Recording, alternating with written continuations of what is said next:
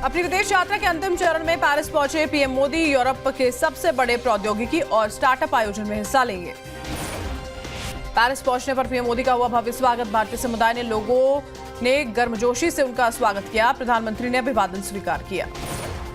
G7 में PM Modi से मिले यूक्रेन के राष्ट्रपति जेलेंस्की। द्विपक्षीय बैठक में युद्ध समेत कई मुद्दों पर हुई चर्चा। G7 समिट के दौरान पीएम मोदी और अमेरिकी राष्ट्रपति ट्रंप के बीच द्विपक्षीय वार्ता। 16 महीने बाद दोनों की मुलाकात हुई। पीएम मोदी ने ट्रंप के सामने जहाज पर हुए हमले में भारतीय नाविकों की मौत का मुद्दा उठाया। कहा, हमारे नाविकों की सुरक्षा सर्वोच्च प्राथमिकता। पीएम मोदी ने पश्चिम एशिया में शांति के लिए ट्रंप का धन्यवाद किया। कहा, उम्मीद है शांति बनी रहेगी और मुझ का खुला रहना जरूरी। भारत को लेकर राष्ट्रपति ट्रंप का बड़ा बयान। कहा, पीएम मोदी के सामने कहा, अगर भारत पर हमला होता है तो हम भारत के साथ रहेंगे।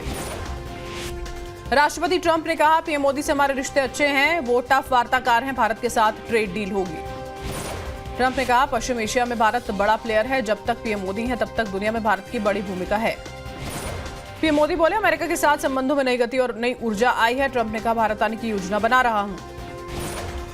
पीएम मोदी ने ब्रिटेन के पीएम कीर स्टारमर के साथ चर्चा की। इटली की प्रधानमंत्री जॉर्जिया मेलोनी से भी हुई बातचीत। राजस्थान के कोटा में नेता प्रतिपक्ष राहुल गांधी ने छात्रों से बातचीत की। कहा, हमारी शिक्षा प्रणाली बच्चों के सपनों को पूरा नहीं करती, ये देश के लिए अच्छा नहीं है। राहुल ने कहा, यह पॉलिटिकल मीटिंग नहीं है, आपके संघर्ष और मेरे साथ चर्चा है। बोले, शिक्षा प्रणाली हमारे बच्चों पर दबाव डालती है, ये सही नहीं है। राहुल गांधी ने कहा, अगर आप सफल होते हैं तो भारत सफल होगा। भारत का ये कर्तव्य है कि हम हर एक भारतीय व्यक्ति और छात्र की रक्षा करें। राम मंदिर चढ़ावे में गड़बड़ी के मामले में आज सीएम योगी को प्रारंभिक रिपोर्ट सौंप सकती है एसआईटी। अयोध्या में लगातार 3 दिनों तक एसआईटी ने की जांच।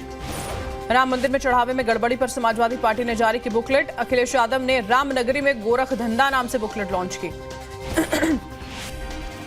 अखिलेश यादव ने कहा, बीजेपी के लिए धर्म का मतलब धन है, गोबर से पैसे निकल रहे हैं। सीसीटीवी से सीसी यानी कि चढ़ावा चोरी का राज खुलेगा। अखिलेश यादव ने कहा, अयोध्या में जमीन घोटाला होता रहा, लोगों की जमीन छीन ली गई, लेकिन बाजार का भाव नहीं दिया गया। राम मंदिर दान विवाद पर शिवपाल यादव का बयान। का बीजेपी के लोग झूठे हैं, इनसे बड़ा अधर्मी कोई और हो ही नहीं सकता। डिप्टी सीएम केशव प्रसाद मौर्य ने कहा, राम मंदिर में चढ़ावे में गड़बड़ी करने वाले बख्शे नहीं जाएंगे, पैसा रिकवर होगा। राम मंदिर के दान में गड़बड़ी के बीच आज अयोध्या जाएंगे यूपी कांग्रेस अध्यक्ष अजय राय। रामलला के दर्शन करेंगे, हनुमानगढ़ी में भी पूजा अर्चना करेंगे। यूपी के डिप्टी सीएम केशव प्रसाद मौर्य का दावा। कहा, सपा के 25 से 26 सांसद टूटने के लिए तैयार हैं, हम लोग तोड़ ही नहीं रहे। केशव प्रसाद मौर्य ने कहा, 2027 के चुनाव में सपा खुद टूट जाएगी। टीएमसी से भी बुरा हश्र समाजवादी पार्टी का होने वाला है। सपा में टूट का दावा करने वाले ओपी राजभर का पोस्ट लिखा। अखिलेश यादव की लंका में आग लगने वाली और वो दूसरों की चिंता में लगे हैं। सपा में टूट को लेकर ओपी राजभर के दावे पर अखिलेश यादव ने कसा तंज। शायराना अंदाज में कहा, दाना और गाना कब तक चलेगा अफसाना। सपा में टूट की अटकलों को शिवपाल यादव ने खारिज किया। कहा, पार्टी बेहद मजबूत और एकजुट है, बेबुनियाद अफवाहें फैलाई जा रही हैं। शिवसेना यूपीटी ने आज संसदीय दल की बैठक के लिए जारी किया व्हिप। सूत्रों से खबर, उद्धव गुट को 2 बागी सांसदों के वापस आने की है उम्मीद। संजय राउत ने कहा, कौन कौन से सांसद पार्टी छोड़ रहे हैं इसकी हमें जानकारी नहीं, किसी ने हमें नहीं बताया कि वो पार्टी छोड़ रहे हैं। बागी सांसदों के खिलाफ संजय राउत की टिप्पणी पर बोले केंद्रीय मंत्री चिराग पासवान, अपने ही लोगों के प्रति ऐसी भाषा, शायद पार्टी भी टूट की वजह उसमें यही है। राज्यपाल के अभिभाषण के साथ आज से शुरू होगा 18वीं बंगाल विधानसभा का सत्र। नई भाजपा सरकार 22 जून को पेश करेगी पहला बजट। सूत्रों से खबर, 19 जून को स्पीकर ओम बिरला से मिलेंगे टीएमसी महासचिव अभिषेक बैनर्जी। स्पीकर ने ममता गुट को पक्ष रखने का दिया है मौका। अभिषेक बैनर्जी की मुश्किलें बढ़ी। एमपी हाईकोर्ट ने गिरफ्तारी वारंट पर लगी अंतरिम रोक निरस्त की। टीएमसी सांसद डेरेक ओब्रायन का बयान। कहा, ममता बनर्जी के 2 पीएसओ को पुलिस में वापस जाने के लिए कहा गया, वो 20 सालों से ममता की सुरक्षा में तैनात थे। संदेश काली मामले में मुख्य आरोपी शेख शाहजहां पर पीएमएलए के तहत आरोप तय। कोलकाता कोर्ट ने 4 लोगों पर आरोप तय किए। राष्ट्रीय रक्षा यूनिवर्सिटी और बंगाल पुलिस के बीच साइन हुआ एमओयू। सीएम शुभेंदु अधिकारी भी कार्यक्रम में शामिल हुए। हावड़ा में टीएमसी के ऑफिस में लगी आग, दफ्तर पूरी तरह से जलकर खाक हुआ। बीजेपी कार्यकर्ताओं पर लगाया गया आरोप। लखनऊ में सीएम योगी ने पीडब्ल्यूडी विभाग की समीक्षा बैठक की। अधिकारियों से लखनऊ मंडल के प्रोजेक्ट्स की जानकारी ली। अखिलेश यादव का बयान। कहा, बहुत जल्द गोरखपुर में सपा का सम्मेलन होगा, गोरखपुर में घेर कर बीजेपी को 0 करेंगे।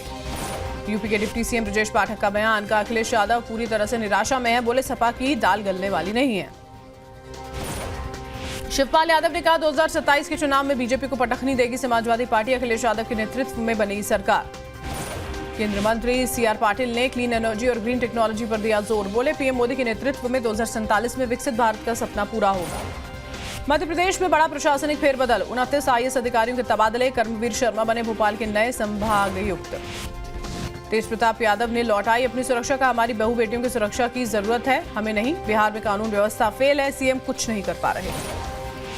पटना में रोशन आनंद ने अपने भाई की हत्या और जेल में खुद हत्या की कोशिश को लेकर एफआईआर की मांग की। एफआईआर दर्ज नहीं होने पर समर्थकों के साथ धरने पर बैठे। रांची में राज्यसभा चुनाव को लेकर सीएम आवास पर हुई महागठबंधन के घटक दलों की बैठक। कहा राज्यसभा की दोनों सीटों पर उसके उम्मीदवारों की जीत तय है। उदयपुर में आरएसएस चीफ मोहन भागवत का बयान। कहा महाराणा प्रताप ने हल्दी घाटी का युद्ध जीता था, सदियों तक इतिहास को गलत तरीके से पेश किया गया था। मोहन भागवत ने कहा भारत का इतिहास गुलामी का नहीं, आक्रमणकारियों के खिलाफ निरंतर प्रतिरोध का है। भारत को आगे बढ़ने से रोकने की कोशिशें हो रही हैं। कांग्रेस नेता दिग्विजय सिंह ने केंद्रीय वित्त मंत्री निर्मला सीतारमण को पत्र लिखा। आरएसएस की फंडिंग की जांच की मांग की। हरियाणा के सोनीपत में बाबा रामपाल को देखने के लिए लगी भक्तों की भीड़। नेता, विधायक और सांसद भी लगा रहे हाजिरी। हाईकोर्ट ने हाल ही में दी जमानत। दिल्ली हाईकोर्ट ने अस्थायी बैन के खिलाफ टेलीग्राम की याचिका पर सरकार को जारी किया नोटिस। आज होगी सुनवाई। दिल्ली पुलिस की बड़ी कार्रवाई। आईएसआई के हैंडलर शहजाद भट्टी के टेरर मॉड्यूल से जुड़े 5 और संदिग्ध आरोपियों को गिरफ्तार किया गया। आरोपियों को दिल्ली एनसीआर में पुलिस को निशाना बनाने का टास्क दिया गया था। दिल्ली पुलिस ने इनके कब्जे से हथियार, गोला बारूद बरामद किए हैं।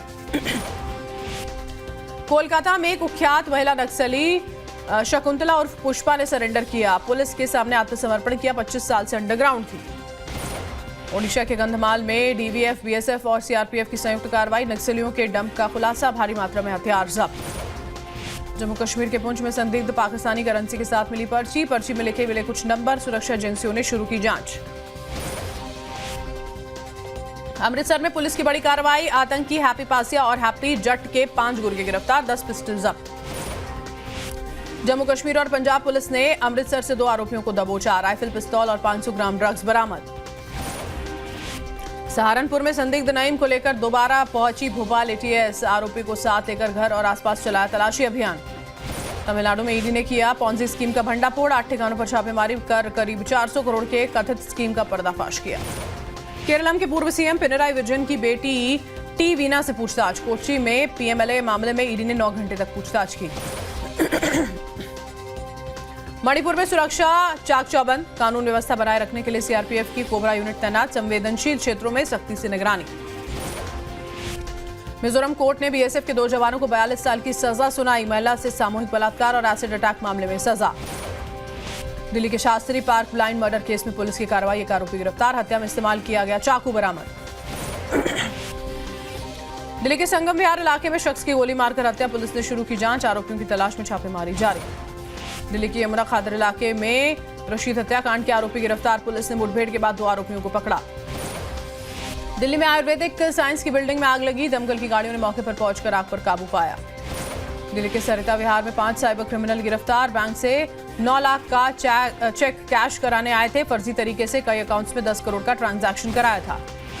मोगा में कपड़ों के शोरूम में भीषण आग लगी। शॉर्ट सर्किट के कारण हुई घटना। लाखों का नुकसान हुआ। घंटों की मशक्कत के बाद आग पर काबू पाया गया। चंडीगढ़ के मेडिकल स्टोर में दुकानदार की हत्या का मामला। चंडीगढ़ पुलिस ने 2 शूटर्स को अरेस्ट किया। मुहर्रम को लेकर मऊ में पुलिस ने फ्लैग मार्च किया। सुरक्षा व्यवस्था को लेकर जिला प्रशासन पूरी तरह अलर्ट। संवेदनशील इलाकों में भारी फौज तैनात। बहराइच के सोरवा इलाके में मस्जिद पर अतिक्रमण को लेकर कार्रवाई का मामला। हाईकोर्ट ने एनएचएआई की कार्रवाई पर रोक लगाई। अलीगढ़ में एसी का कंप्रेसर फटने से मकान में आग लगी। दम घुटने से एक शख्स की मौत। इलाके में मची अफरा तफरी। ग्रेटर नोएडा हाईवे पर फायरिंग करने वाले 3 शातिर बदमाश गिरफ्तार। भारी मात्रा में अवैध हथियारों का जखीरा मिला। कानपुर में मूक बधिर बच्चों के थेरेपी सेंटर में आग लग गई। फायर ब्रिगेड टीम ने आग पर काबू पाया। कोई हताहत नहीं।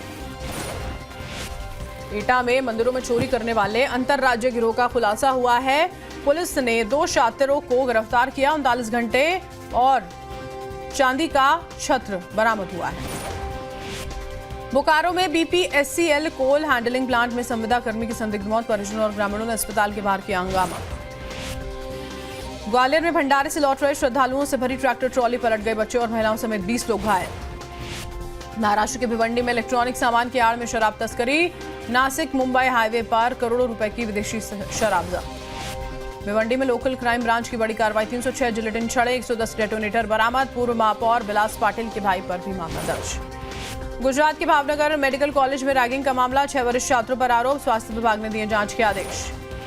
उत्तराखंड के उधम सिंह नगर में आइस फैक्ट्री में गैस रिसाव से बड़ा हादसा, एक कर्मचारी की मौत। नैनीताल में काला ढूंगी रोड पर खाई में गिरा टेम्पो, हादसे में 2 महिलाओं की मौत, 25 लोग घायल हुए। ऋषिकेश में बंजी जंपिंग के दौरान 21 वर्षीय युवक की संदिग्ध परिस्थितियों में मौत, एडवेंचर स्पोर्ट्स कंपनी की सुरक्षा व्यवस्था पर खड़े हुए सवाल। कर्नाटक के कलबुर्गी में रिटायर्ड पीडब्ल्यूडी इंजीनियर के लॉकर से खजाना मिला, बंद हो चुके नोट के 9 लाख रुपए, 20 तोला सोना जब्त। कर्नाटक के चित्रदुर्ग में वन विभाग की जमीन पर कब्जा, 20 एकड़ जमीन पर लगे पेड़ उखाड़े, 3 लोगों के खिलाफ केस। बेंगलुरु में नेशनल हाईवे पर भीषण हादसा हो गया, बेकाबू लॉरी ने ट्रैक्टर को टक्कर मार दी, फिर डिवाइडर पार कर कार से भिड़ी, बाल बाल बची लोगों की जान। तमिलनाडु के मदुरई में मटन और चिकन का खराब मीट जब्त, खाद्य विभाग ने 1200 किलो मांस सीज किया। आंध्र प्रदेश के विजयवाड़ा में प्राइवेट अस्पताल में बच्चों के वार्ड में आग लगी, कोई हताहत नहीं, सभी बच्चे सुरक्षित।